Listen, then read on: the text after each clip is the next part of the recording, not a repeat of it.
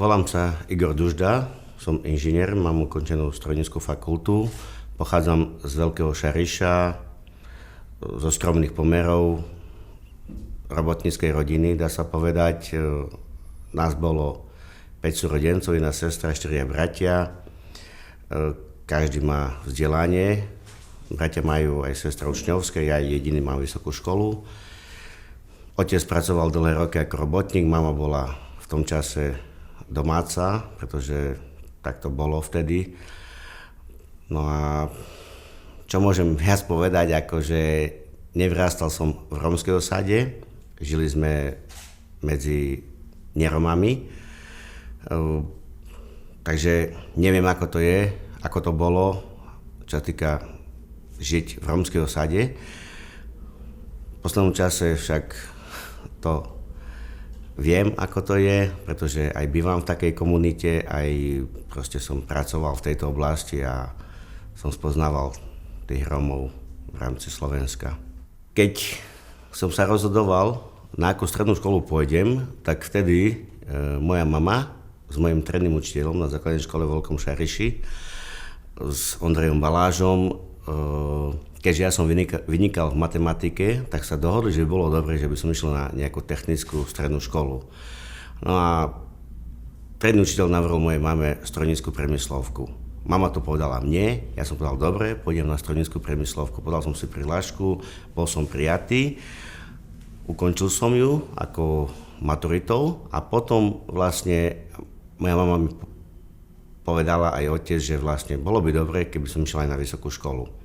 Že ako nemusím sa bať toho, že nebudú financie a tak ďalej. Som povedal, dobre, tak najbližší príbuzný odbor bola strojarina, tak som si dal prihlášku na strojarinu. Bol som prijatý. Vlastne študoval som 3 roky v Prešove na detašovanom pracovisku Technickej univerzity v Košiciach. Mojím odborom bolo prístrojová regulačná automatizačná technika. To bolo všeobecný odbor, prvé 3 ročníky a potom som išiel do Košic, 4. 5. ročník, kde už bola špecializácia prístrojové inžinierstvo. Toto som aj ukončil v 10. roku štátnou skúškou. Nikto nevedel v tom čase, keď ja som išiel na strednú školu v 83. a potom v 87. na vysokú školu, že príde revolúcia a po revolúcii bude strojenstvo na Slovensku stagnovať. To nikto s tým nerátal, nikto s tým nepočítal. Práve naopak, hej, akože v tom čase prosperovalo strojenstvo, tak tam bola perspektíva uplatnenia sa. Keby som teraz sa mal rozhodovať, tak určite by som nešiel na strojarinu, ale skôr nejaký humanitný smer by som si vybral. Vtedy v tom čase sme išli na vysokú školu z Veľkého Šariša 7. 6 neromovia a 1 Rom. A z tých 8 ľudí, ktorí sme tam boli, ako chlapov, tak skončilo len 2. Ja a ešte 1 nerom. Spolužiaci ma prijali ako pozitívne, aj pedagógovia, profesori. Aj keď z začiatku si mysleli, že som zahraničný študent, ale mnohí podľa mena, hej, Igor Dužda, vedeli, že nemôžem byť z zahraničia, ale zo Slovenska a že som cigán, Róm. Ale mali sme v triede aj spolužiaka z Jordánska, ktorý vyzeral presne ako ja. Proste čierny, ako... No a mali sme takú príhodu. On sa volal Al-Duvajka Zaido Mohamed, teda bol prvý v ABCD. A na seminári robila sa prezenčka a sa pýta prednášajúca, kde je Al-Duvajka Zaido Mohamed. Ja som vošiel do avly a všetci, tu je. Ja som si sadol a ona sa ma pýta, a z ktorej ste krajiny?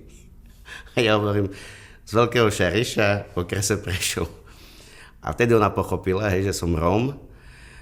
Samozrejme vykričala tých študentov, že si z nej zrobili ako dobrý deň. A po prednáške prišla za mnou a podala sa vám ospravedlňujem za to, že som vás takto sloval a som šťastná, som hrdá na to, že aj Rómovia študujú na našej škole. Čiže ako, čo sa týka tých profesorov, nemal som ako pocit, že by ma nejak ako vnímali, že som Róm. Až na jednu udalosť, stalo sa to v 3. ročníku v letnom semestri, kde sa do mňa obul istý nemenovaný docent. Mal som s ním predtým som z nej mal skúšku základnej strojníctva a časti strojov a potom som z nej mal ďalšiu skúšku časti strojov a ten vlastne na riadnom termíne ma vyhodil. Prvý opravný vyhodil ma, druhý opravný vyhodil ma. Spolužiaci nechápali, hej, že čo sa deje. Keď som mi povedal, aké som mal otázky a čo som vedel, tak povedali, že ja ani toľko neviem a som dostal 2. Potom mi dal akože čierny termín, aby som nešiel na dekánsky, zase ma vyhodil a povedal, tam máme ešte jeden čierny termín. A vtedy ma stretla na chodbe vysokej školy istá profesorka, s ktorou som mal humanitný predmet v prvom ročníku a som pýtala, Igor, ako? Že mám všetky skúšky, okrem skúšky šťastie strojov s pánom docentom, nechcem ho menovať. Ona povedala, a čo, kde je problém? Hovorím, neviem, už 4-krát ma vyhodil. Tak išla za ním a sa ho spýtala, že čo sa deje. On povedal, ten cigán neprejde. Ona povedala, to nerob. A potom oslovila ďalších profesorov, s ktorými som mal skúška, sa spýtala na mňa. A tí povedali, nie, v žiadnom prípade tento chlapec pôjde ďalej, lebo má na to. Lenže to, čo hovorím teraz, som sa dozvedel, až keď som skončil vysokú školu, lebo až vtedy mi to povedala. No a tá skúška skončila tak s tým pánom docentom, že som prišiel na ďalší termín a povedal s nervami, dajte mi index a mi zapísal 3 a choďte mi z očí.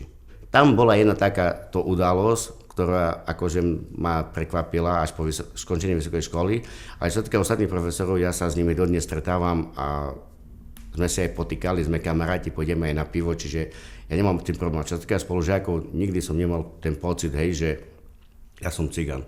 My sme vychádzali dobre.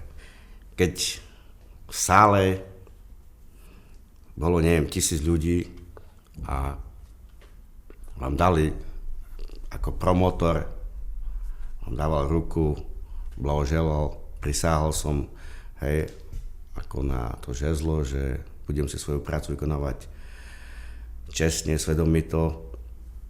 Mal som tedy zmiešané pocity. Potom samozrejme po tých promóciách blahoželania od známych, košťanov spolužiakov. Proste vtedy som si myslel, že som robil dieru do sveta. Mal som taký pocit, akože. Lenže potom prišla realita a tá bola trošku drsnejšia. Prepáčte trošku. Prežívam tie emócie. Prišla realita, keď som si hľadal zamestnanie. Dúfal som, veril som, že proste nebude problém. Končil som v 92. roku a som išiel po tých strojárenských podnikoch v Prešove. A vtedy som sa stretol s tou diskrimináciou. Akože odo mňa vyžadovali prax. Z úradu práce, tak to poviem, bola ponuka, že istý podnik strojárenský v Prešove potrebuje mladých inžinierov, 5. Ako bez nároku na nejaké, čo viem, podmienky a tak ďalej, prax a ďalšie iné. Keď som prišiel do toho podniku, tam začala premeriavať tá pracovníčka na personálnom a začala, a viete čo, bolo by dobre, keby ste mali aspoň rok prax. No veď potrebujú mladých inžinierov, absolventov. Nemám prax ešte, teraz som skončil nedávno, hovorím jej. A viete, a máte vojenskú zákonnú službu skončenú? Nemám, čakám. Proste takéto podmienky mi kladla. Ja som odišiel, na to išiel môj spolužiak, tiež ako spolu sme končili. On bol prijatý a som sa dozvedel to takto, že sme sa stretli asi o hodinu na to a mi hovorí, Igor, no ako si dopadol, že prijali ma. A on hovorí, aj mňa, čau, budeme kolegovia. A tedy som povedal, vidíš, teba prijali, ale mňa nie, lebo som čierny. A vtedy vlastne, takto sa to zopakovalo asi v 3-4 podnikoch strojárenských v Prešove. A tak som sa rozhodol nakoniec, keďže bola ponuka zo Slovenského rozhlasu, vtedy otvárali to vysielanie. Tam potrebovali človeka Roma, ktorý má vysokú školu, vie rómsky, vie slovensky. Tak ma oslovili, tak som vtedy ako zobral tú prácu a od novembra 92 som sa zamestnal v rozhlase a pracoval som až do roku 2009, kedy mi bolo moje miesto zrušené. Dôvody neviem, aké boli, ale bol som vtedy dlhodobo PN. Ale to nie je teraz podstatné. Podstatné je to, že historicky vlastne Prvé vysielanie v rámci histórie na Slovensku sa otvorilo v 92. roku v Prešove. Ja som bol prvý redaktor. Vtedy som pochopil, že aké je dôležité pomáhať svojim. Bohužiaľ, teraz sa stretávam s tým, od roku 2009 pracujem iba na dohodu pre ľudskoprávnu organizáciu, poradňu pre občianske a ľudské práva. A bohužiaľ mám problém si nájsť normálne zamestnanie, riadne zamestnanie na zmluvu, pretože sa stretávam s tým na mnohých výberových konaniach s tou diskrimináciou. Je to ako, že bohužiaľ je to pravda a neviem, ako to bude ďalej.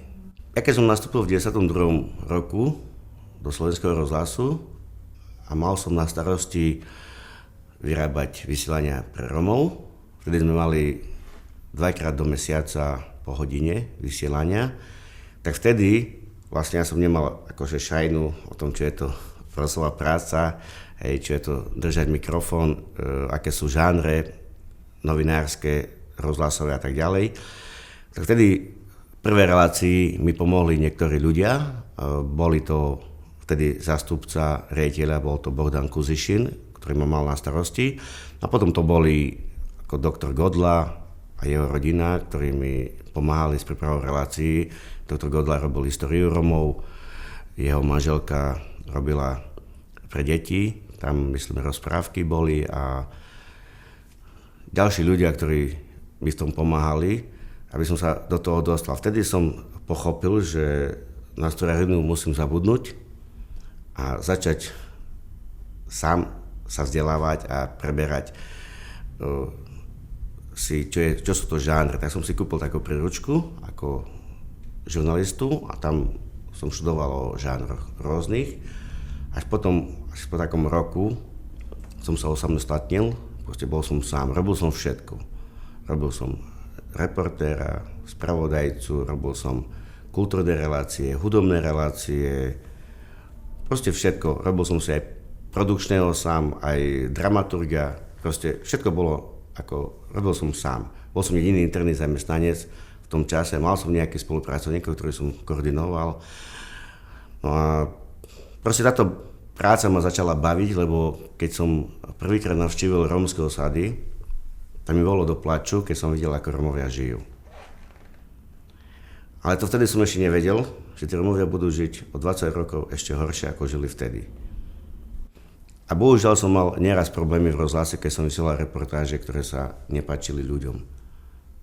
Ako či už vláde, tým vládam slovenským, ktorí od 92. roku boli pri moci, pretože som kritizoval isté pomery. Proste komentoval som život Rómov, ako žijú a čo s tým robia starostovia, vlády a tak ďalej. Nieraz som mal s tým problémy, nieraz som mal, akože to bolo na hrane, že mi hrozilo aj vyhazov z roboty, lenže nemali relevantné argumenty, aby ma vyhodili. Hej, pretože čo je objektívne, čo je pravdivé, pretože vždy som sa snažil vysielať objektívne a dávať priestor obom stranám, ak bol spor, ak som riešil nejaký spor. Takže mám na to aj dobré spomienky, aj zlé, ale skôr tie dobré spomienky. A čo sa týka kolegov v rozhlase, tak ako tí ma prijali, ja môžem povedať, s otvorenou náručou. Je pravdou, že medzi kolegami boli väčšinou Rusíni, Ukrajinci, takže možno aj preto. Šéfov som mal Slovákov a tí práve mi robili problémy. Ako čo sa týka kolektívu a kolegov, to bolo proste na jednotku. Akože môžem povedať, nikdy som nepocítil také niečo, že by mi naznačovali, že som niečo iný, alebo som niekto ako menej cený a tak ďalej. Práve boli to riaditelia, ktorí boli Slováci. Pamätám sa na to, keď mi dávali kanceláriu a môj prvý šéf povedal však, cigána dajme do pivnici. Chceli mi na prízemí urobiť kanceláriu, kde vlastne redaktori boli na 3. poschodí. No tam bolo prvé, druhé takto.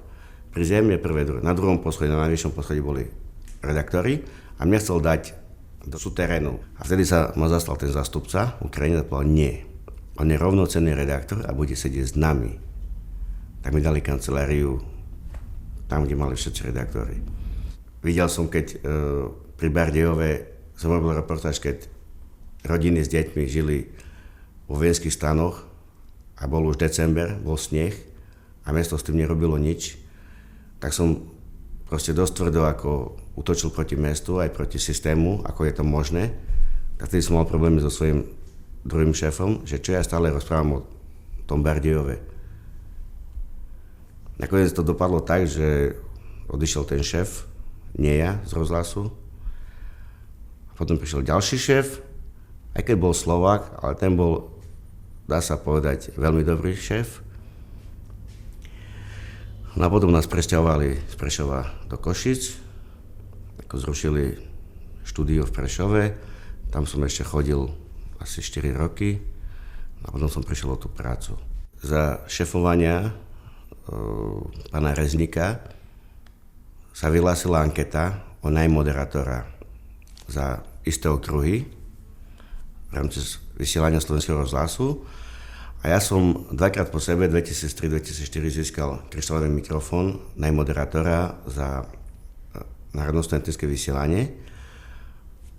Proste boli nominovaní stále traja za rusínsku redakciu, ukrajinskú a rómsku. A ja som dvakrát po sebe získal to ocenenie. Dokonca pri druhom ocenení neboli oficiálne vyhlásené výsledky, kto koľko získal hlasov, lebo sa šuškalo, že som získal viac ako všetci dokopy. Až potom na recepcii prišiel moderátor, ktorý moderoval celú tú reláciu. Ako celé to, ináč je to známy moderátor televízny. Ako tú udalosť moderoval, prišiel za mnou, hovorí, blahoželám Igor, vieš, koľko si získal hlasov? O tom, že neviem. Strašne veľa. A dodnes neviem, koľko som získal tých hlasov. To len dokazuje to, že moja práca bola prospešná a bola dobrá. Pretože viem určite, že tie hlasy som nezískal od Rómov z osad. Pretože mohli hlasovať buď poslať korešpondenčným listom, alebo mailom. Položme si otázku, koľko ľudí v tom čase v osadách mali internet, mail a koľko Rómov z osad by išlo na poštu, kúpilo korešpondenčný listok a ešte by zaplatilo za to nejakých, neviem, 20 korún, vtedy to stalo. Čiže viem, že som tie hlasy získal predovšetkým od neromov. V rozhlase, napríklad v Košiciach, mal som tam kolegyňu, ktorá mala na starosti v rámci slovenského vysielania, v rámci Reginy, rómskú problematiku. Bol tam redaktor radiožurnálu, spravodajca a bol som ja. A traja sme boli na jednej tlačovej besede o istej problematike rómskej. A traja ľudia ináč odvysielali tú reportáž. Môžem povedať, že len ja som ju odvysielal objektívne.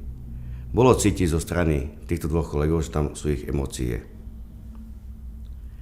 Myslím, že tedy išlo o nejaký protest Rómov na Linku 9, keď boli tie reformy kaníkové takzvané. A proste odvysielali to tak, že proste cigáni aj tak nechcú robiť, aj tak nebudú robiť, v tom zmysle, v tom duchu. Nikto nepoukázal na tú pravdu a na tú podstatu tej tlačovej besedy, o čo vlastne išlo tým ľuďom, ktorí zorganizovali tú tlačovú besedu,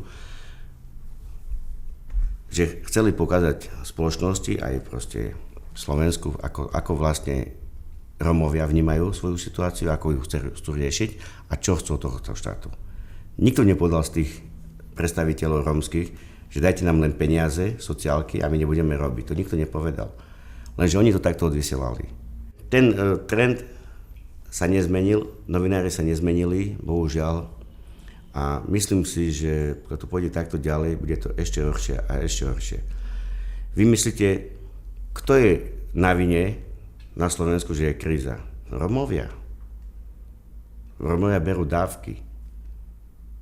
Prieskum Svetovej banky jasne ukázal, koľko percent Rómov berú dávky na Slovensku. A koľko percent ľudí sú mladí, vysokoškoláci, absolventi vysokých škôl, stredných škôl a tak ďalej a tak ďalej. Ale stále sa bude pretraktovať to, že Rómovia sú na vine, že je kríza na Slovensku. Nikdy som si nemyslel, že budem mať také problémy nájsť si prácu. Bral som to v pohode, dobre, však si nájdem inú prácu. No bohužiaľ, je problém. Už pomaly 4. rok som doma, akurát, ako som spomínal, tá organizácia ľudskoprávna mi ponúkla dohodu vykonanie práce a pracujem pre nich. No a stretávam sa s tým vlastne, že je problém sa zamestnať z toho titulu, že som Róm. Ja chápem, akože na Slovensku máme veľa absolventov neromov, či stredoškolákov, vysokoškolákov, ktorí nemajú tiež uplatnenie. Ja to chápem. Ale pozície, ako je terénny sociálny pracovník, asistent učiteľa a ďalšie iné funkcie, by mali vykonávať Rómovia.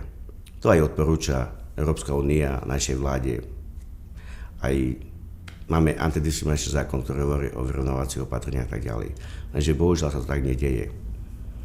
Smutné na tom je to, že v komisiách mnohokrát výberových sedia ľudia, ktorí tomu ani nerozumejú. Ľudia, ktorí nikdy neboli v teréne, neboli v osade, ale budú v komisii sedieť a rozhodovať o tom. Ďalšia vec, ak si zoberieme asistentov učiteľa. Zákon nedefinuje, či to má byť Róm alebo nie Róm. Ale odborníci pokazujú na to, že by to mali byť predovšetkým Rómovia. Pretože tam sa odboráva jazyková bariéra. Ak človek je ešte z komunity, má istú autoritu, istý rešpekt, to dieťa je smelšie, lebo vidí tam svojho človeka. A ďalšia vec motivuje tie deti k ďalšiemu vzdelávaniu. To je aj úloha asistenta učiteľa. Na vine sú riaditelia škôl, ktorí vidia v pozícii asistenta učiteľa, ako zamestnať bratovho syna, sestrinu dceru a tak ďalej. A to je chyba, pretože ak chceme robiť reformy a prioritou je vzdelávanie Rómov, tak sa pýtam, ako je možné, že na Slovensku, podľa mojej informácií, máme asi 10% vysokoškolákov a z toho 50% nemá prácu. Ako chceme motivovať rodiny, deti, aby sa vzdelávali, keď vidia, že v tej komunite žije človek, ktorý má vysokú školu a nemá prácu. Ďalšia vec, v čom ja vidím problém, ak hovoríme o integrácii, hovoríme o demokracii na Slovensku. Prečo by vzdelaný Róm nemohol robiť riaditeľa sociálnej poisťovne? Prečo by vzdelaný Róm nemohol robiť zástupcu prednostu krajského úradu, povedzme? Prečo by vzdelaný Róm nemohol robiť zástupcu krajského riaditeľa policajného zboru? Prečo by vzdelaný Róm nemohol robiť v týchto štátnych inštitúciách, sa vás pýtam. Ako to máme v iných štátoch. Pokiaľ toto nebude na Slovensku, potom nemôžeme hovoriť o demokracii, o integrácii. Ľudia nechcú dopustiť, spoločnosť nechce dopustiť, štát nechce dopustiť, aby takéto funkcie zastávali Rómovia. To je za prvé. Za druhé sú tam politické tlaky a politické funkcie, pretože ja keď som vo vláde, tak všetky verejné funkcie, štátne funkcie zoberú ľudia z mojej vlády. Si rozdelia úlohy. A to je chyba. Zoberme si takúto vec. Máme rómskych starostov. Aj tam boli problémy, nerómovia nadávali na nich. Ale sa s tým zmierili. Áno, je tam rómsky starosta, ale robí ešte lepšie, ako robil ten Gadžo. Čiže proste zmeniť tie stereotypy. Existujú stále, bohužiaľ, v Slovákoch tie atavistické znaky. Ako tie dedičné znaky. Lebo dedo bol fašista, kolaboroval s fašistami zo slovenského štátu, jeho syn prevzal od neho tie isté ako vlastnosti a jeho syn takisto. Proste spokojne sa to dedí, že cigán je ten zlý. Ja som presvedčený o tom, že ak by niekto prišiel do sociálnej poisťovne sa sťažovať, Gadžo, a videl tam riaditeľa Roma, čierneho, tak verím tomu, že by vyšiel z toho úradu, aby zmenil svoj názor, aby videl prvého Roma na ulici, aby zmenil svoj názor. Toto treba zmeniť. Možno prvá federálna vláda po prvých voľbách, keď sa do parlamentu dostali do federálneho zhromaždenia, do Českej národnej rady a do Slovenskej Rómovia. Mali sme tam 7 poslancov. Boli voľní na 2-ročné obdobie. Možno vtedy ešte boli tie také ako sympatie a tak ďalej. Áno, spoločne sme vybojovali demokraciu, ideme spoločne do toho. Lebo vtedy vlastne sa presadilo to, že vzniklo rómske divadlo Romatan, vznikla katedra rómskej kultúry, začali sa vydávať noviny, vzniklo vyslanie v televízii, v rozhlase a ďalšie veci, ktoré Rómovia vlastne mohli mať. Bol priznaný status rómskej národnosti Rómom v 91. roku. Čiže to beriem ako, to bolo akože také spontánne. Ale v 92. roku, keď prišli nové voľby a prišla vládna garnitúra Mečiara, tak nemám ten pocit, áno, Rómovia sa mali dobre, ale nemám ten pocit, že by Mečiar chcel seriózne riešiť rómskú problematiku. Pretože Mečiar čo urobil? Dával vysoké dávky Rómom, prácu žiadnu, práve naopak, prichádzali o tú prácu, ale mal istých voličov. To bola jeho politika. Potom prišla Dzurindová vláda, ktorá robila tie nešťastné reformy, drastické reformy, ale opäť neponúkla druhú variantu. To znamená, tu máte prácu cigáni, nebudete dostávať zadarmo peniaze. Bolo zle a je to horšie. Potom prišla Ficová vláda a Ficová vláda iba kopírovala to, čo robili tie predošlé vlády. Potom sme mali vládu Radičovej, dvojročné, a ja ďakujem Bohu, že padla, pretože to, čo navrhovali liberáli, ako sa týka sociálnych vecí, riešenia, problematiky Rómov, bolo nešťastné riešenie. Máme opäť Ficovú vládu, vládne iba rok, uvidíme, čo bude ďalej, ale ja osobne, keď môžem z môjho postu povedať jednu vec, akože fandím tejto vláde a verím jej, že urobí reformy. Aj z toho titulu, že máme rómskeho poslanca Národnej rady, ktorý je aj spolumocnencom vlády. Len bohužiaľ, ako trošku, musím povedať, akože trošku ma trápi to, že pomaly sa rieši táto reforma, ktorú oni prijali, strašne pomaly to ide. Nikto zatiaľ nemal seriózny záujem riešiť rómsku problematiku. Uvidíme, ako som povedal, čo urobí táto vláda. Už len preto, že máme tam, lebo historicky, keď od 90. roku do 92. mali 7 poslancov, či v rámci federálu, Českej národnej a Slovenskej, po dlhom čase máme prvého poslanca Národnej rady. To je aj pozitívny signál dopredu, že povedzme, v ďalších voľbách môžeme mať aj 5, aj 10. No a čo sa týka politickej strany rómskej, keď o tom hovoríme, tak môžem povedať jednu vec, že za ten čas vzniklo veľa rómskych politických strán, mnoho z nich zanikli, pretože proste to bol len akože pečiatka, kufrík a nič viac a jeden človek za tým. Dneska máme na Slovensku 2 politické strany rómske, ak sa nemýlim, ďalšia nevznikla a Rómovia proste nemajú šancu akože ísť do parlamentu. Majú šancu dostať do parlamentu takým spôsobom, ako sa dostal Peťo Polák, hej, cez nerómskú politickú stranu, ale to zase musí byť ochota zo strany nerómskych politických strán dať ľudí na voliteľné miesta, tak ako to zrobil Matovič. Peťo mal slušné 8. miesto a aj sa tam dostal.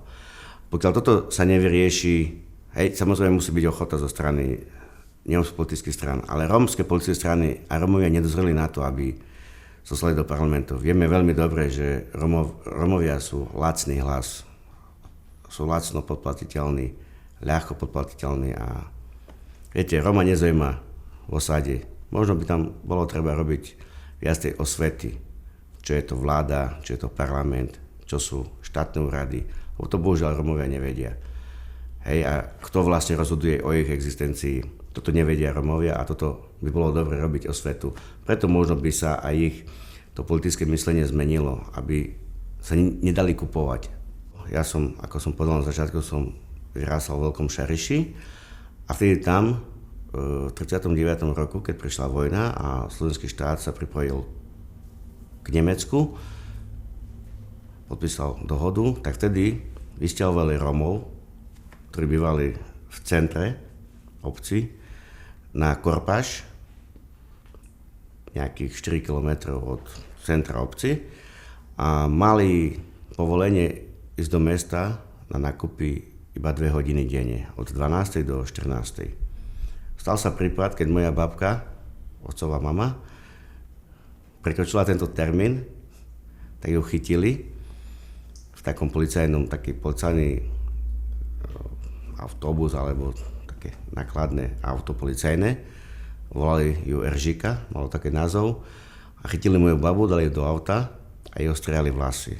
Bola krásna ako dievčina, mala dlhé vlasy a jej ostriali.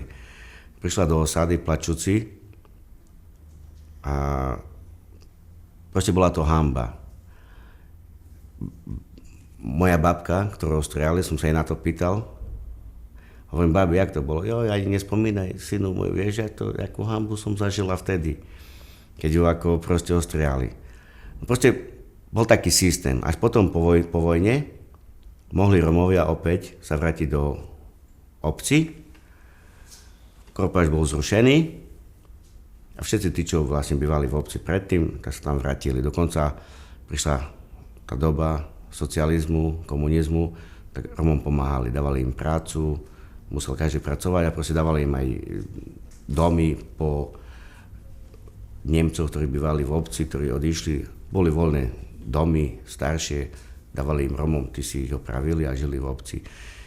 A tá doba, ak porovnávaš, tak ja akože, nielen ja, ale ja som síce mladý, hej, ešte,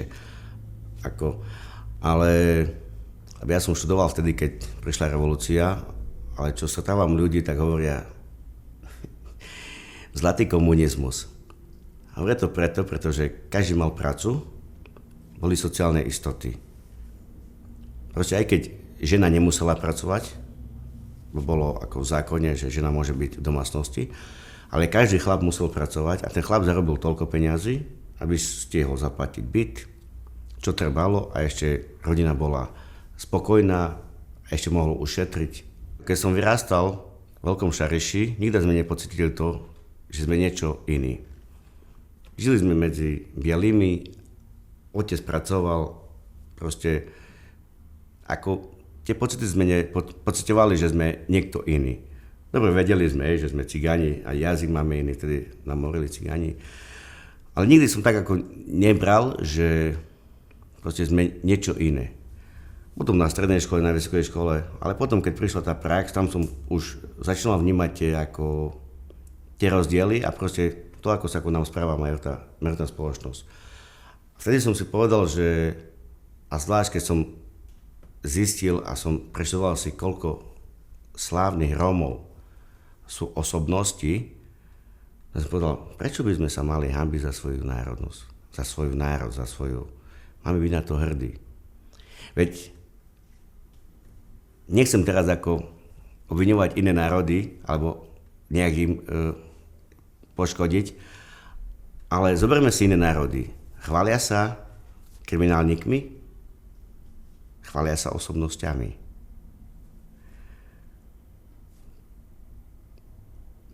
Aj Romovia majú svoje osobnosti. Veď zoberme si, Paganini je Rom. O tom sa vie. Charlie Chaplin bol Rom. Napríklad taký futbalista Manchester United, brankár Bartes, je Rom, juhoslovanský. Eric Cantona, ktorý hral za Manchester United, bol Rom. Čiže mňa to aj prekvapilo, ale aj ma to potešilo milo, lebo viem, že pozerám fotbal a nevedel som, že to je Rom. Ale on sa hrdo k tomu hlási. Povedal, áno, ja som juhoslovanský Rom. V nejakom denníku v Anglicku. A toto je to. Romovia nie sú o nič menej cenný národ, ako sú ostatné národy a národnosti. Pretože dokázali sme prežiť veľa toho. 1000 rokov sme emigrovali a v tých najhorších podmienkach sme dokázali prežiť. V katastrofálnych podmienkach. No a Romovia mali byť hrdí na to, že sú Romovia. Ako hovorím, nie sme o nič menej cenní. Bohužiaľ, my sme ľudia, ktorých po generácii povedali, tam pôjdeš do kúta, tam si postav chater a tam budeš bývať. A Rom povedal, dobre, v poriadku. Iný povedal, nie, ja tam nechcem bývať, ja chcem bývať tu. Romovia sa nikdy proti tomu akože neprečili, dobre, daj ma tam, ja budem spokojný tam. Čiže vieme, ako byť skromní v týchto veciach. A možno to je aj naša chyba, ale to neznamená, že sme hlúpi. Lebo skromnosť to nie je hlúposť. Čo sa týka rómskej kultúry, musím povedať, že som strašne sklamaný z toho, čo sa deje s tou kultúrou. Rómovia prestávajú hovoriť po rómsky. Z rómskej hudby, z rómskej kultúry, z piesni zrobili akože katastrofu. My už nepočujeme tú autentickú rómskú hudbu na festivaloch, ale počujeme čo? Slovenské pesničky, dedinské, preložené a rómsky text. Toto počujeme. Rómovia stratili v sebe tú Romani Pačev, rómsku úctu. Jeden druhého si neváži. Kedy si neexistovalo to, aby malý chlapec, alebo dieťa, povedal staršiemu nejaké vulgárne slovo. Mal mores, prišiel rodič, dneska je to v pohode, dneska akože to je normálne. Čo sa týka ďalších tradícií, ktoré boli medzi Romami, všetko sa vytráca. A ja za to dávam vinu tej dobe od 89. roku. Zoberte si, kedysi v každej rómskej osade existovala kapela, cigánska hudba, chodili hrať gáďom. Husle, kontra, basa a ďalší nástroj okolo toho. Či už harmonika, alebo klarinet, alebo... Dneska kde máme toto? Dneska vidíte len varhany a hudba je, hovorím o ničom, sú to slovenské pesničky, dedinské a sú tam rómske texty. Toto je trend na Slovensku. Prídem na rómsky festival a tam vidím všetko možné, len nie rómsku kultúru. Vidím tam jazz ballet, vidím tam neviem čo, ale rómska kultúra tam nie je. Žijeme na Slovensku a každý by mal ovládať slovenský jazyk. To je moja zásada. Nechcem teraz nikomu nadržiavať, ale je to tak. A ja sa toho držím na svoje deti. Som od malička učil po slovensky. Z toho titulu, aby v škole to mali ľahšie. Keď mali 3-4 roky, 5, tak som ich začal učiť aj rómsky.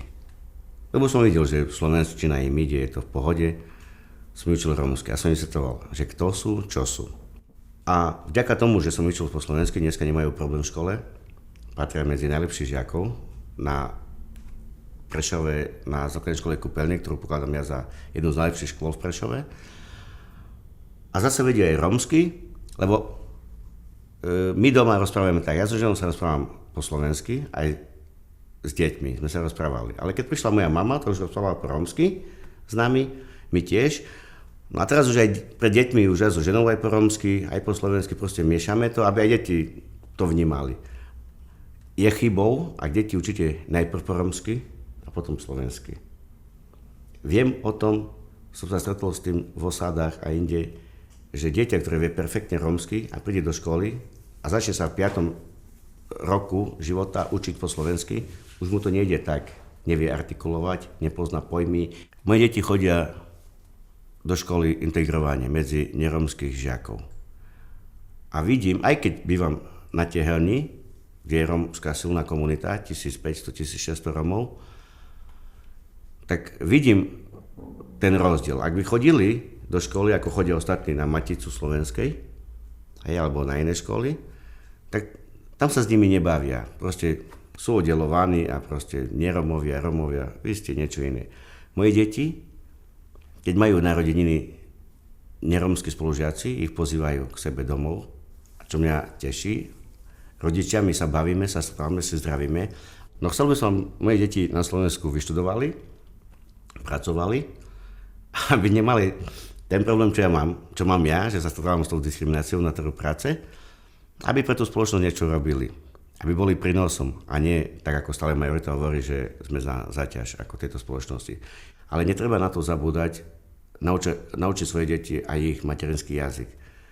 Lebo rómsky jazyk je aj prakticky, je to náš jazyk aj prakticky v tom zmysle, lebo ja som počas svojej práce sa stretol s x Romami z rôznych štátov, napríklad fínskym Romom som sa stretol, ja neviem fínsky, on nevedel slovensky.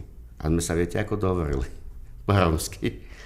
A bol to autor rómskeho šlabikára, ktorý mi aj venoval šlabikár. A to bola taká náhoda, že v živote by som nepovedal, že je Róm, A tak v Košiciach na konferencii sme sa stretli, on sa ma pýta, a tu sol Rom? Ja pozerám na ňo, a tu sol Rom? Hej, on to je Finlandia. No a skúsili sme sa celé rozprávať, hej, povedal mi, že robí tam učiteľa, vydal šlabíka pre Romov a tak ďalej. Proste, a stretol som rumúnskych Romov, bulhárskych, španielských Romov, rakúska, nemeckých a po romsky sme sa dohovorili. Hej, čiže najprv jazyk štátu, v ktorom žiješ a potom svoj materinský. Ale treba ho vedieť.